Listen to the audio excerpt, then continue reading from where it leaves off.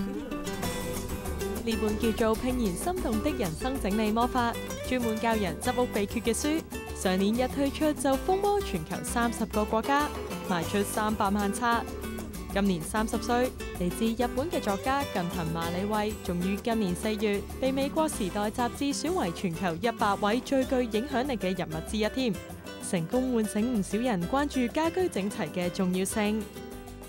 There are studies that show workers, for example, by being disorganized, are staying late 20% of the time, or losing a third of their day to looking for things. Every morning for people looking for something that they want to wear, and because of lighting, because of too many clothes, because of disorganization or the way they're storing them.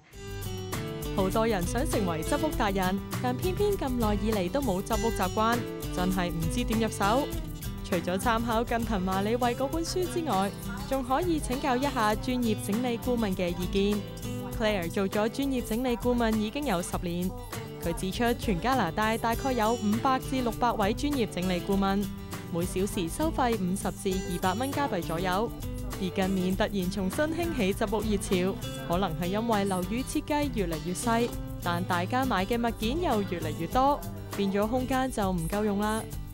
A lot of disorganization comes from not having enough time, not having enough energy, not having enough knowledge, and then having space challenges as well. And so talking about small condos or even older architecture where the storage is limited, all of a sudden you need to be really, really resourceful and knowledgeable about how to use that space. 屋企太亂，有人可能會揾鐘點女傭幫手打理。但 Claire 指出，女傭會每次幫你將啲物件放返喺原位，不過整理顧問就則從個人空間運用着手。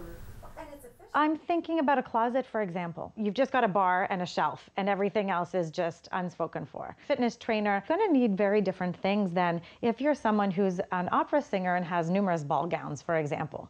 So it's really taking some time to understand what somebody's doing, how their time is driving what they need in terms of clothing, accessories, and so on. 要養成整潔嘅家居環境，作家近藤麻里惠同 Claire 都認為可以從3方面着手。第一就係減少已有嘅物件。近藤麻里惠主張以 Spark Joy 嘅方式去處理。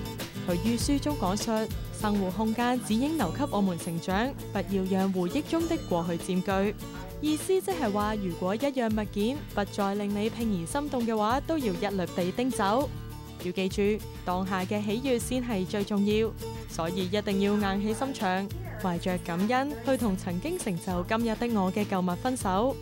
Claire 建議可以將揀選出嚟嘅物件捐贈俾有需要嘅人，因為如果屋企囤積太多不必要雜物嘅話，有可能會影響健康㗎。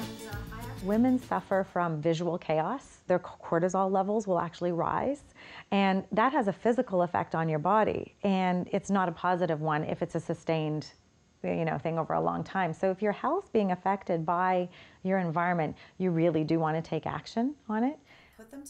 第二個步驟就係建立新嘅整理技巧，將櫃桶內嘅內衣、T 恤等摺成可企立嘅形式。咁揀衫嘅時候，除咗可以一目了然之外，仲唔會因為要攞中間嘅一件衫就成棟衫扯到亂晒。It depends on the space. If you're in a drawer and you're opening up a drawer and you're looking top down, get vertical. Because if you have to dig through things, it's going to slow you down, right? If you're looking at a shelf straight on and it's right at eye level, I would stack them this way. 但要件唔同質地、大細嘅衫都摺完打直方亦唔容易。所以 Claire 就設計咗個摺衫板，可以根據衣服嘅需要而去選擇不同大細嘅板嚟用。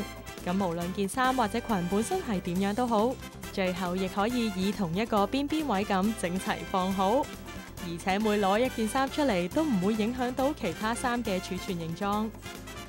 To give structure to a floppy folded garment so that it's easier to manage. So if I take this out, it feels like a book. You want to feel that? Feels like a book in your hands instead of something floppy and hard to manage. And so taking it out and putting it away, very easy. The size is uniform and the space is maximized. So this is for the T-shirts. We have the box with the filers inside. 除咗自己出下計仔，諗下點樣可以放啲嘢之外其實市面上亦有多種不同小發明去幫助大眾更有效咁處理物件嘅擺放位置。In hangers, for example, they've got skinnier but yet added friction in. So when you've got something slippery on a hanger now, it's not going to fall off, right? There are space-saving gadgets, a new can opener. Well, it doesn't have a handle. It's just a little circle. And you twist it, you put on the can, you twist it, and they've redesigned it to take less space. So there's a lot of space-saving initiatives from different companies. 最後嘅執屋小貼士就係要學識控制自己嘅購買欲，唔好因為減價而去買一啲不必要嘅嘢。去斷定應否買一件物件時，可以先問一問自己幾個問題。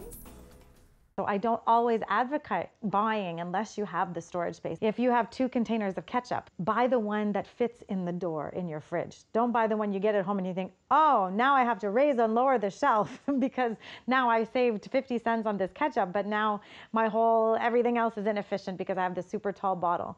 So if you think when you're acquiring things, before you bring them home, think, where am I going to store this?